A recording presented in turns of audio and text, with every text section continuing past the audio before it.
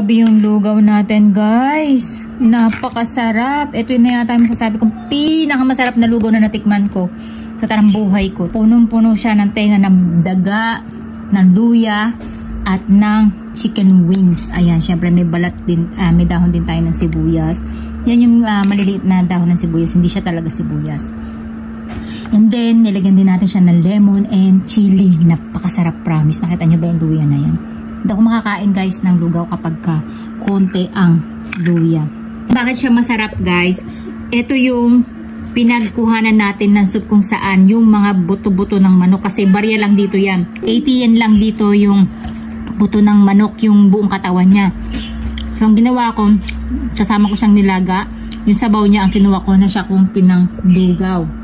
At ayan, mistake tayo kasi doblad yung lola nyo. Kaya kinakailangan ko daw kumain ng sariwang karne. Tadakimasu, guys. Grabe, ang sarap, guys. Bagay na bagay pala yung tenga ng daga sa lugaw. Grabe. Special na special yung lugaw natin, guys. Init-init pa talaga. May wings na siya. Etong wings natin, bukod natin tong ginisa. Tapos yung pinagpakuluan natin ng buto ng manok, bukod natin yun.